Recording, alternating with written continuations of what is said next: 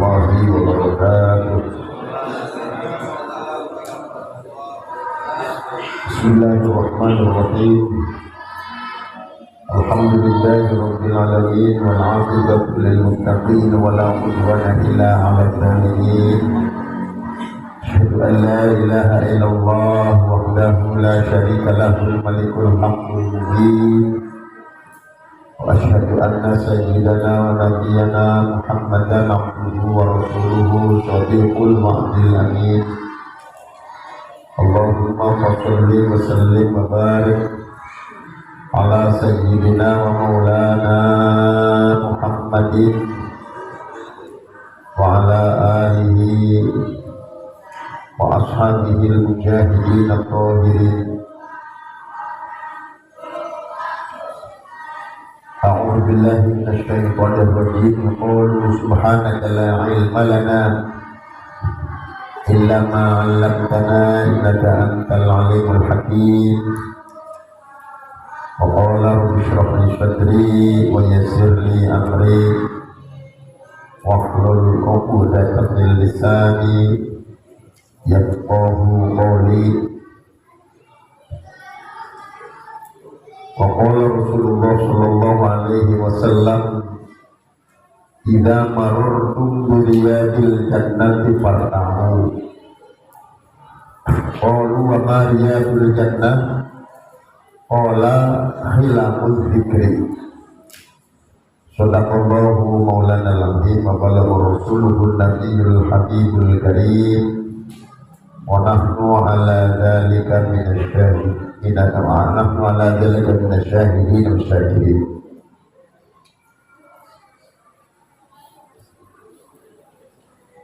Hadirin jamaah sekalian rahimakumullah, mari kita bersyukur kepada Allah Subhanahu wa taala.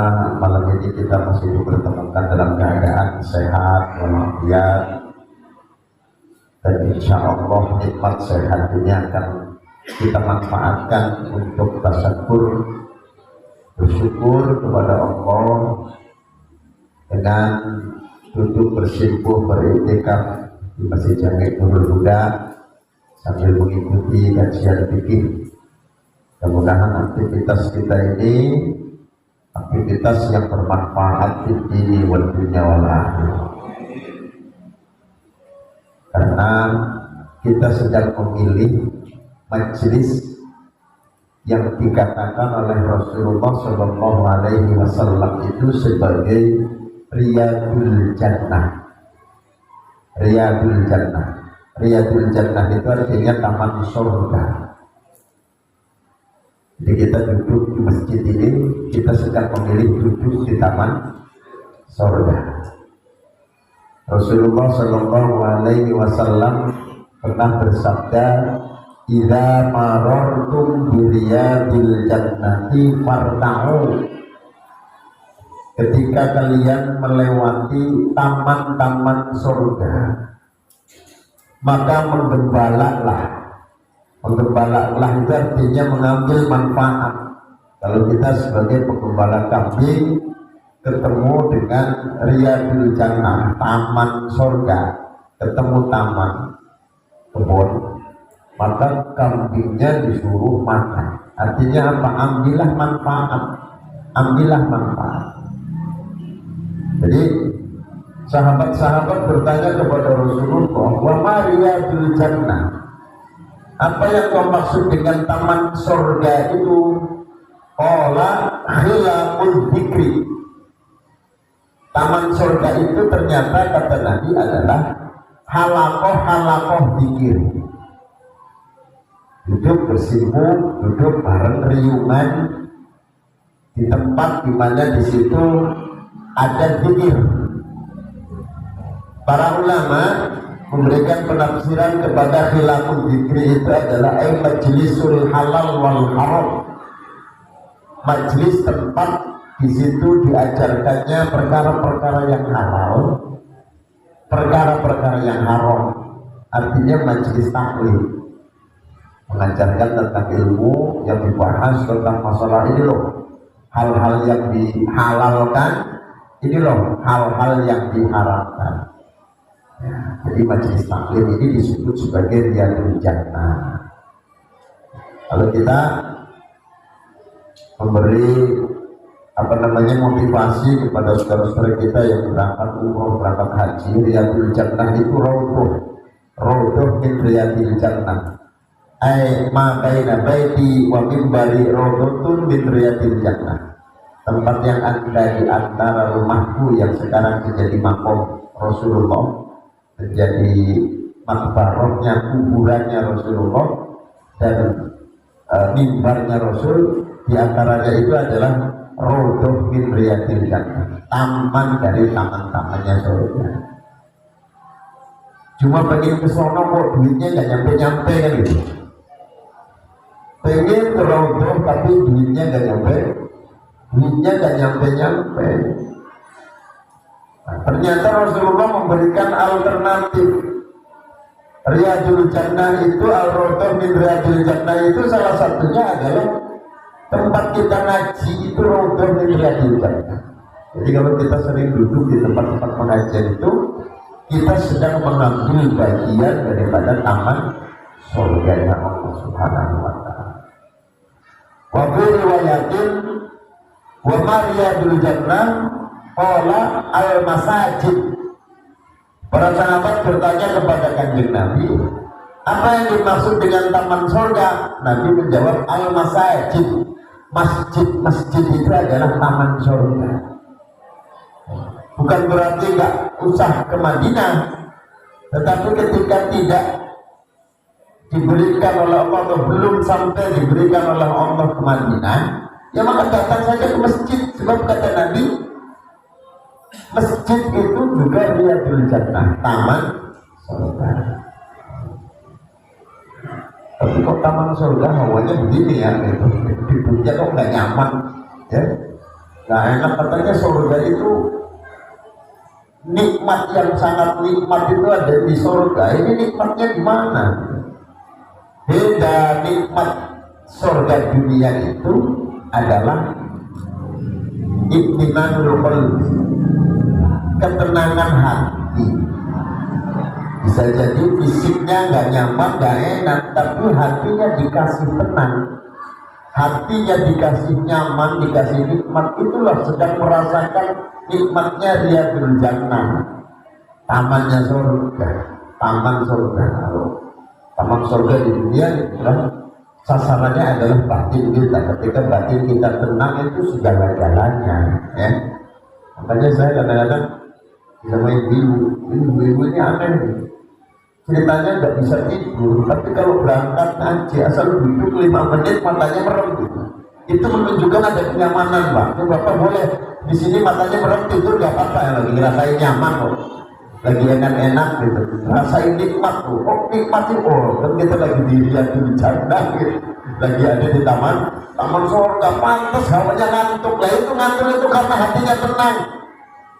Kalau orang yang hatinya nggak tenang, boro-boro ngantuk, Pak, nggak bisa tidur, hatinya nggak tenang. Tapi kita nggak ngerasain nikmat yang sangat luar biasa, sehingga pengennya matanya merem. Jadi nggak apa-apa, ngaji sambil tidur itu nggak apa-apa, boleh, ya. Makanya baca doanya Bismillahirrahmanirrahim, ya. Ibu Bismillahirrahmanirrahim. Tidur. Tidak masalah. Baik, kita akan lanjutkan kajian kita malam hari ini, insya Allah terkait dengan ujurnya sholat jamaah dan ujurnya sholat Jumat.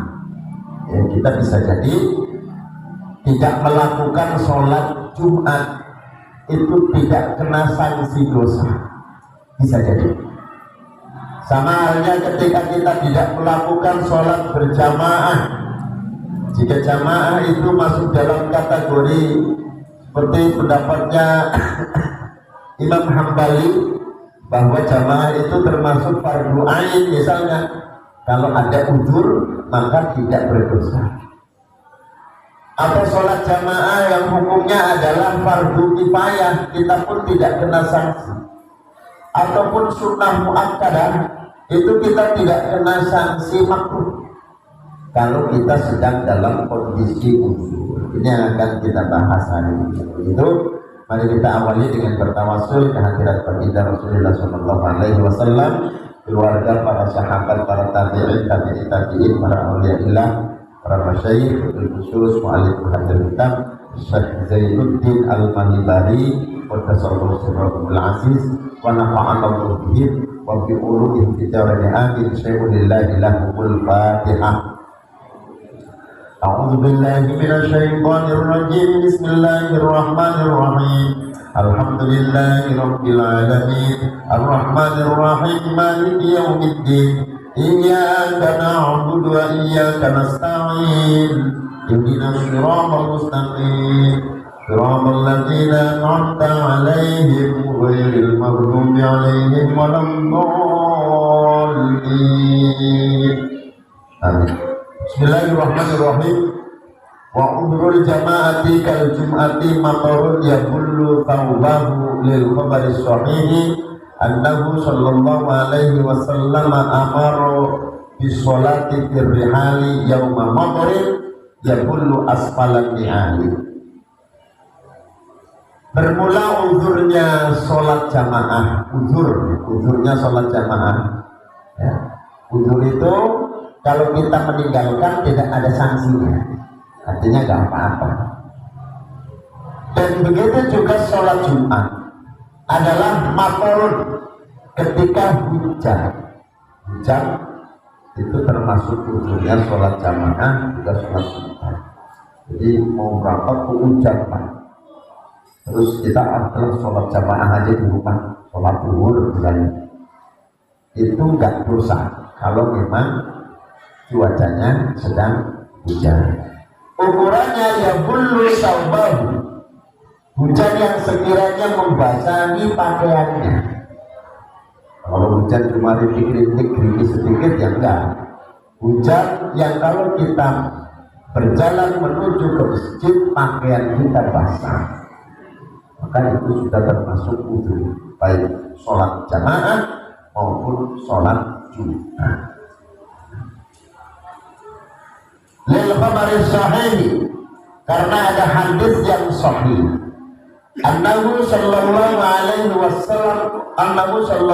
wasallam amara bis sholati fir rihali yauma maqrib, bahwa Rasulullah sallallahu alaihi wasallam itu memerintahkan untuk sholat di rumah ya, di rumah di hari hujan ya bulu asfalan ni'ali, yang membasahi bagian bawah sendalnya. Kalau begitu berarti ukuran hujannya ya hujan yang sedang.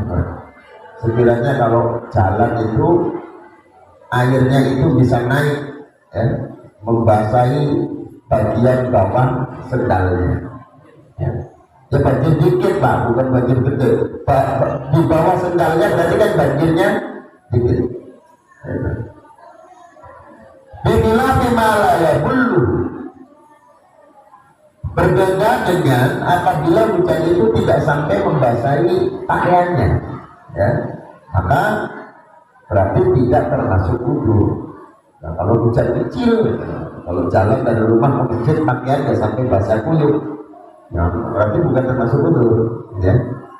Nah, qadrul ma'i min suqufit tariqi udrun wa illat yahullah, tetesan ya, tetesan air dari atap rumah, tetesan air dari atap rumah itu juga termasuk uzur walaupun tidak membasahi pakaian. Kenapa tetesan atap rumah itu juga termasuk bagian dari uzur? Lihulabati najasati, karena umumnya atap rumah itu najis. Kenapa najis? Nah, karena kan burung-burung itu pada buang kotoran di atap rumah, kena air. Bisa jadi air yang netes itu air yang kena najis. Atau karena kotornya, najis tidak, tapi kotor ya. Apalagi hujannya hujan pertama Pak, debunya banyak ya, sehingga ketika air itu mengenai atau hujan itu mengenai atap rumah begitu ngalir airnya kotor, itu juga termasuk uzur. Ya.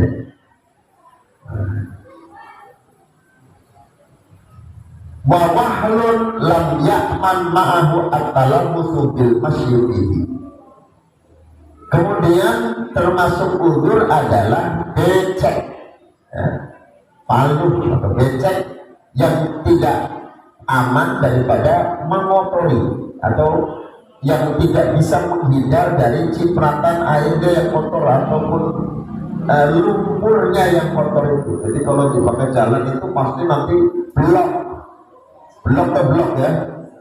Kalau lewat ke situ blok kotor, itu juga termasuk uzur. Ya. Bil masjid ketika jalan di tempat yang becek tersebut, awizalqi ya, awizalqu atau licin. Jalan untuk menuju masjid itu ternyata kalau dilalui licin yang memungkinkan bisa terpeleset jatuh, itu pun termasuk uzur.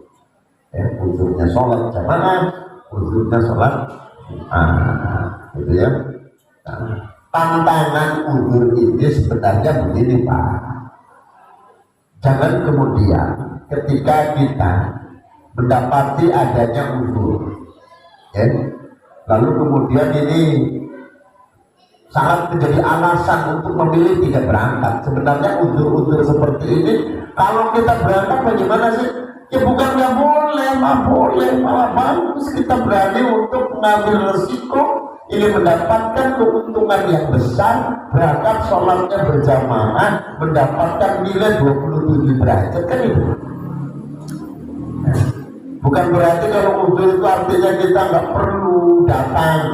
Ini hanya untuk menjadi alasan jika kita tidak datang itu kita tidak terkena sanksi, baik sanksi makruh maupun sanksi haram. Itu aja sebenarnya. Sama aja ketika kita sedang mengalami sakit misalnya, sakit ukurannya sih sebenarnya sakit itu sakit yang kalau berjalan mungkin agak tersel-sel atau masyakoh, ada berat misalnya ya. Tapi dia bismillah berangkat walaupun dengan resiko berat, dia tetap berangkat misalnya. Jadi tidak masalah walaupun ketika dia memilih tidak berangkat karena uzur itu tidak dosa. Itu begitu ya. Waharun syadidun, termasuk uzur adalah panas yang sangat.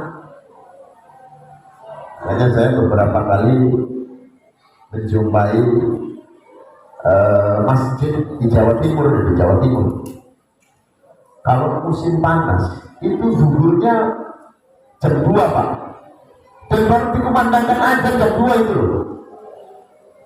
Jam 2 berada, ada di Kediri itu pasti azan zuhur jam 2. Memang musimnya musim panas, jadi warga situ sepakat karena ini musimnya sangat panas sehingga zuhurnya digeser sedikit waktunya, tidak di awal waktu. Itu masalah ya. Karena harun syadidun, panas yang sangat, itu termasuk uzur. Uzurnya sholat berjamaah ya.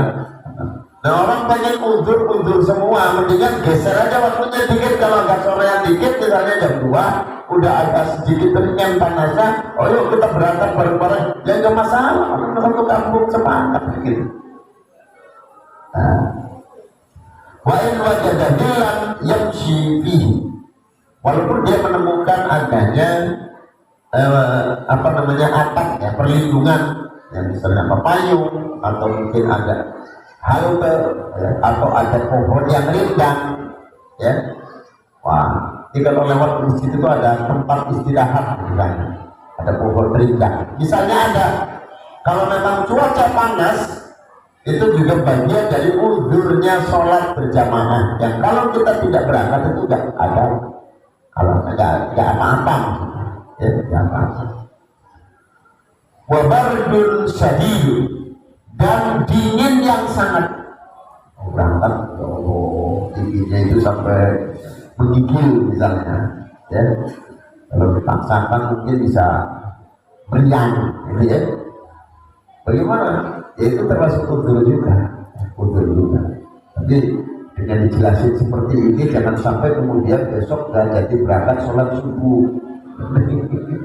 Gara-gara mandi junubnya kedinginan juga. Wah, akhirnya lo berangkat subuh kesiangan. Enggak juga.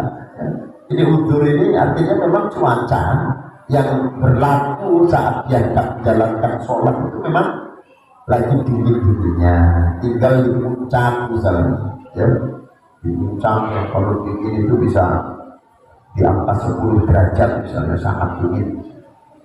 Atau cuaca yang ekstrim seperti di Saudi, kadang-kadang ketemu cuaca yang ekstrim, ya itu bisa jadi termasuk udzur. Kalau sangat dingin itu termasuk udzur. Wa dhulmatun syadidatun bil laili, atau gelap yang sangat gelap di waktu malam. Gak ada lampu, gak ada cahaya, Pak. Ya, mau jalan ke masjid gelap, gak ada lampu sama sekali. Ya, nah, itu juga termasuk itu.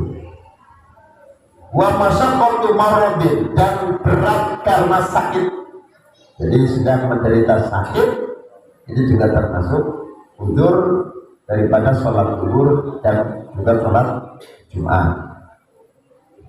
Wa illam tubhi al-julusa fil farsi, walaupun sakitnya itu dia tidak diperbolehkan untuk duduk dalam sholat fardu. Oh, berarti sakitnya nggak sakit yang parah, Pak.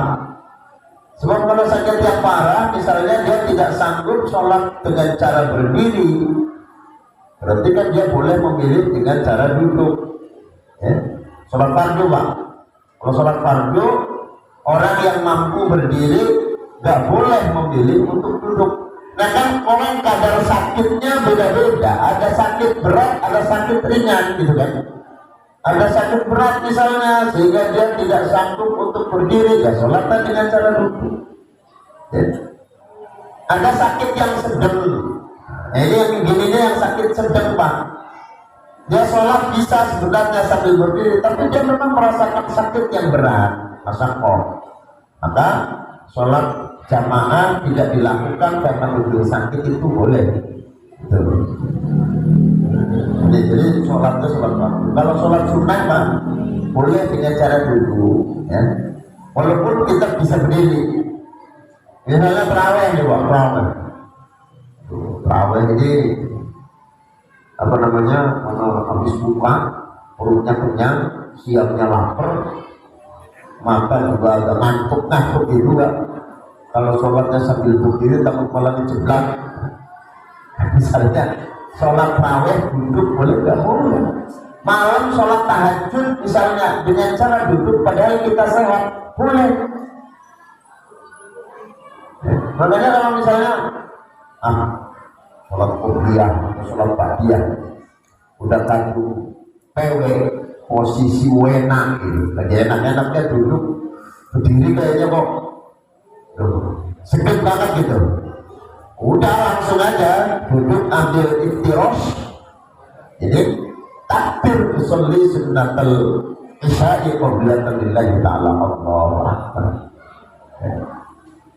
Yang penting rukuknya, ya, rukuknya itu lurus dengan lutut, sujudnya, ya kalau mau rukuk sujud orangnya sehat masa sih ini itu orang yang stroke. Jadi rukuk sujudnya ya, rukuknya mungkin isyarat tapi sujudnya sujud sempurna, ya. Rukuknya isyarat, sujudnya sempurna. Kalau sholat sunnah boleh, Pak. Kita sehat, sholat sunnah sambil duduk tak apa-apa. Ya. Nah, tapi pahalanya separuh. Di warteg, Pak. Di warteg kalau masih separuh, bayarnya separuh, Pak. Nah, kita kalau sholatnya separuh, ya pahalanya separuh gitu. Nah, kita memilih separuh. Tapi kemarin kan sudah kita bahas nih. Ada orang sholatnya duduk, boleh nggak kita bermakmum dengan orang yang sholatnya duduk? Boleh. Kalau sholat sunnah kan boleh. Yang terawih misalnya berjamaah, imamnya nggak mau bangun, Pak, Allahu Akbar sambil duduk. Ya udah kita bangun, Allahu Akbar berdiri, imamnya duduk, nggak masalah. Ya. Karena untuk sholat sunnah itu boleh dilakukan dengan cara duduk walaupun kita sehat.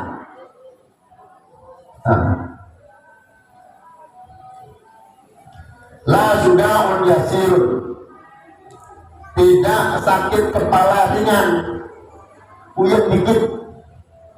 Kalau puyeng dikit itu bukan termasuk uzur, Pak, biasa aja, berangkat aja, puyeng dikit, pilek dikit, itu termasuk sakit yang ringan. Kalau ringan yang jadi uzur. Nah, wajar lah, biasa orang ada puyengnya itu wajar. Kalau orang sehat terus fir'on itu sehat terus, nggak pernah sakit dikit, wajar ya.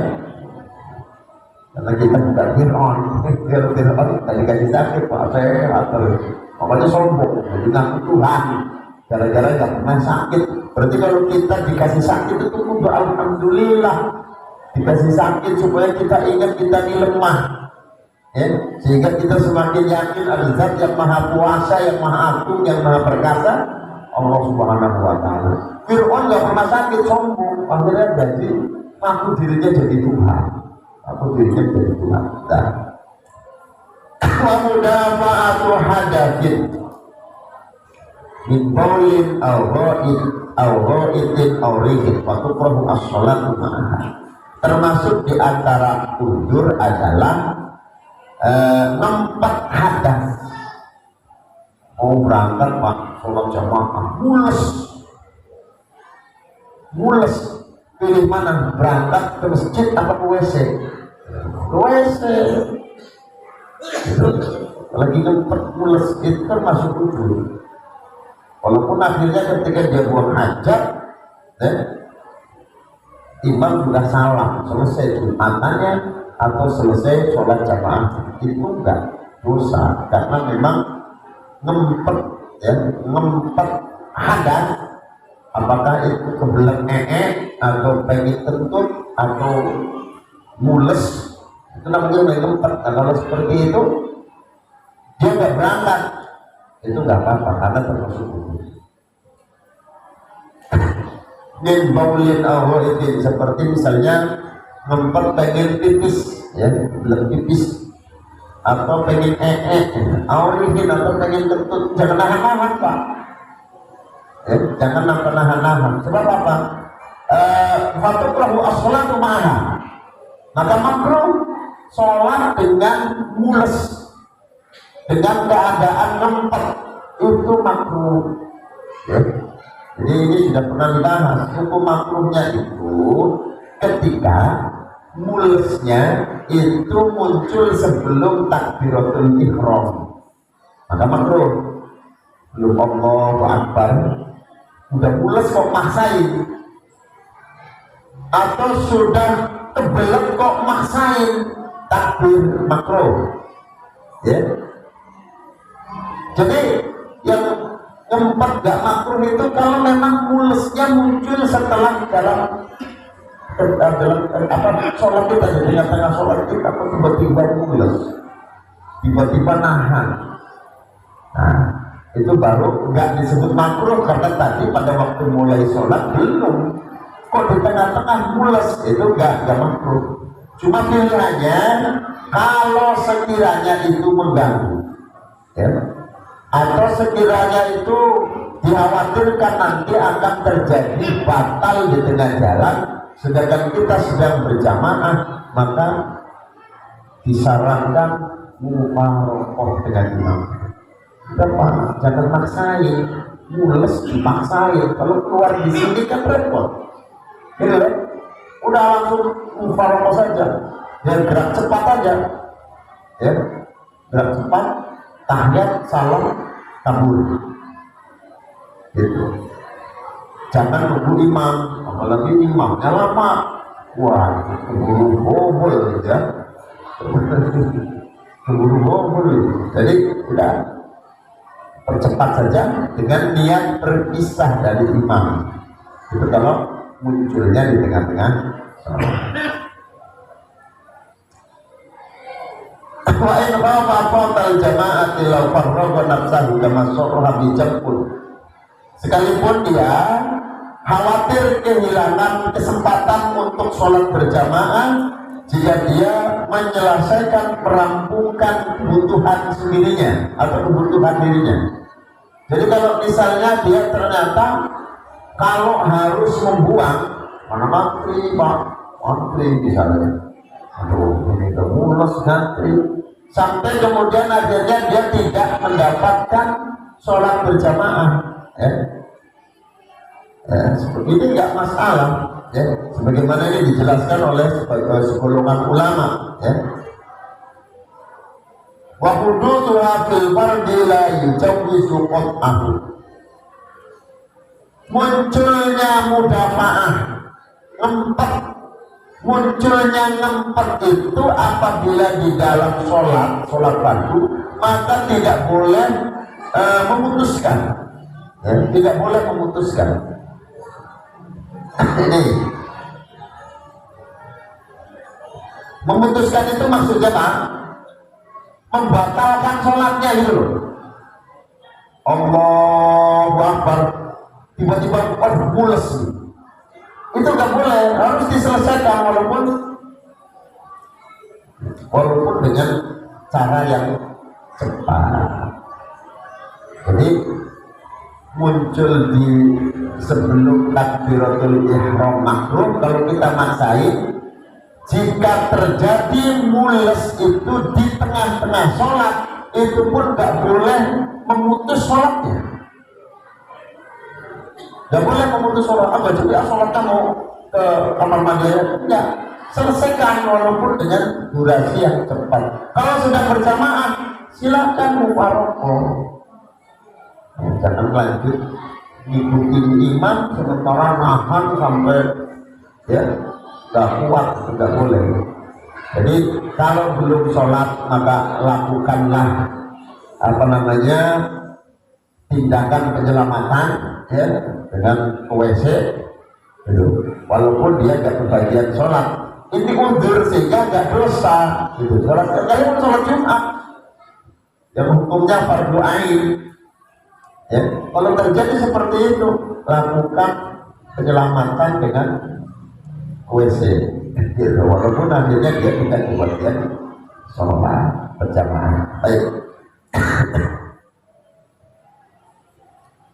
Wa mahallu madzukira fi hadhihi in tasa'a al-waqtu bihaitsu la farraga nafsahu adraka as-sholata kamilatan wa illa harma ta'khiru lidzalika.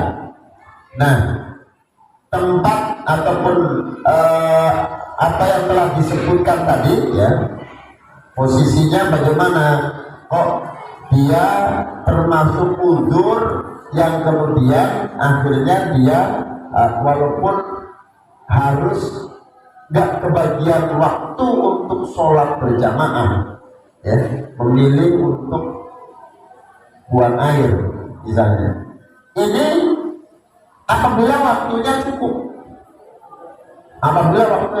lakukan tindakan tadi itu, membongkar selagi memang waktunya cukup. Bihaitsulah farraqa nafsahu adraka as-sholata kamilatan. Sekiranya kalau dia merampungkan tugas-tugas pribadinya tadi, ke WC, maka dia akan menjumpai sholatnya dengan sempurna. Ini tidak masalah. Wa illa, jika tidak maka haram hukumnya mengakhirkan. Aman-aman plus nggak masalah, sholat aja dulu. Sebab kalau kemudian dia dengan mengakhirkan waktunya untuk buang hajat sampai kemudian setelah buang hajat waktunya habis, ini malah haram. Haram. Jadi bagaimana? Ya sudah, lakukan dulu sholat baru buang hajat kalau memang waktunya mepet. Tapi kalau waktunya luas, maka pilihannya buang dulu hajatnya, buang hajat dulu baru sholat.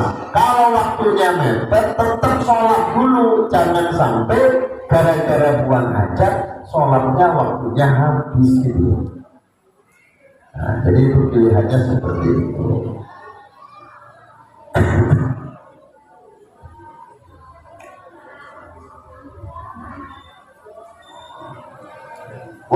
syaddu libasin la'imin bihi, dan termasuk uzurnya sholat jamaah dan atau sholat Jumat adalah tidak mendapatkannya pakaian yang layak.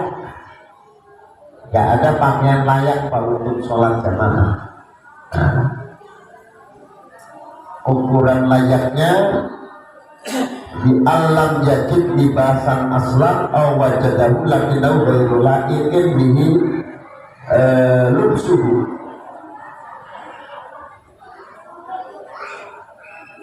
Ya, jadi misalnya dia tidak punya pakaian sama sekali, atau ada si pakaian tapi tidak layak pakai, pakaian yang tidak layak pakai, ini juga uzur.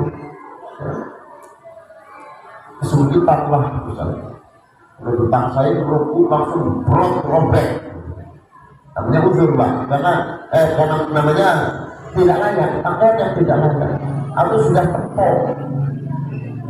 Ada pakaian tapi ini pakaian ini tepok, kalau nanti rukuk sujud bisa robek kemana-mana, gitu ya.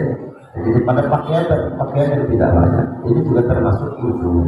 Kalau kita memilih tidak berangkat karena nggak ada pakaian yang layak, ada sih pakaian tapi kalau dipakai nggak bisa menutup sepenuhnya aurat misalnya.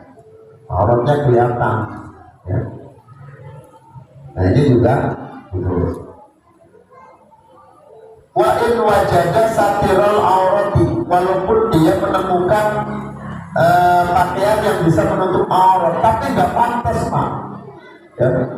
Di rumah nggak ada pakaian, adanya daster ibu. Nah, itu belinya bolong Pak ini misalnya. Daster istri dipakai buat sholat Jumat, ini kan nggak nutup aurat sih Pak, bener nutup aurat, tapi itu pakaian perempuan. Baik Pak kalau gratis mah bagus. Daster ada rendahnya lagi. Jadi ya kita kan pakai pakaian perempuan nggak boleh. Sama seperti perempuan kalau pakai pakaian laki-laki juga nggak boleh, karena nanti akan tasabbuh kita. Ya, tasabbuh niru-niru. Ya. Kan yang pakai pakaian perempuan kan banci. Nutup aurat tapi tidak pantas karena bukan pakaian. Ya.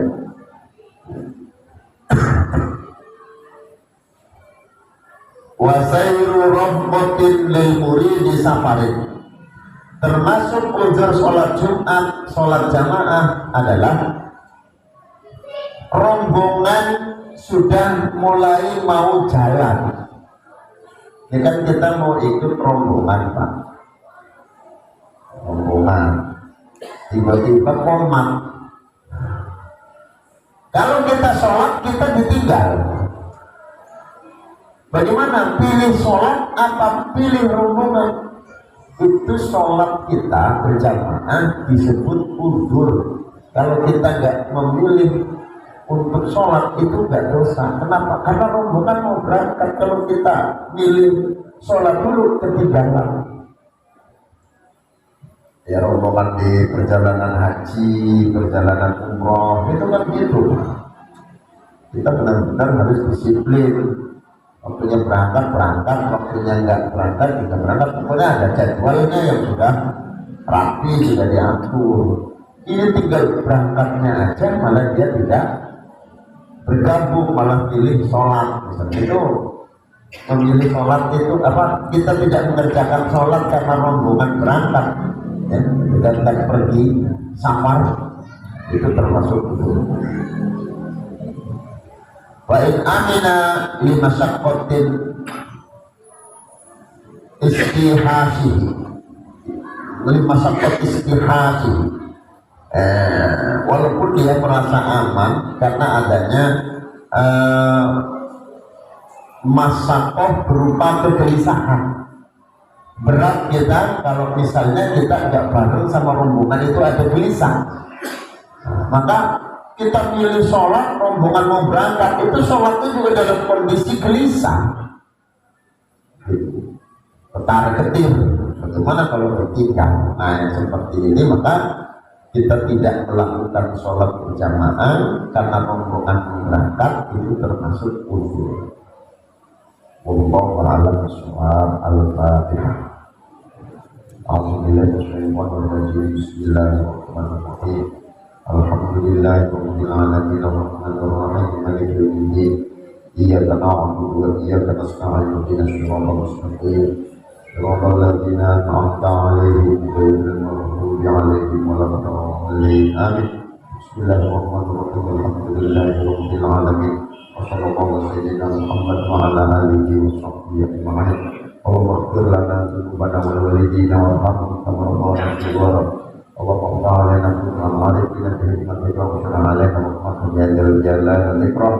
Rabbana atina fid dunya hasanatan wa fil akhirati hasanatan wa qina adzabannar. Wassallallahu ala sayyidina Muhammad wa ala alihi wa sahbihi wasallam. Walhamdulillahi rabbil alamin. Allahumma muwaffiq ila aqwamit thoriq. Wassalamualaikum warahmatullahi wabarakatuh.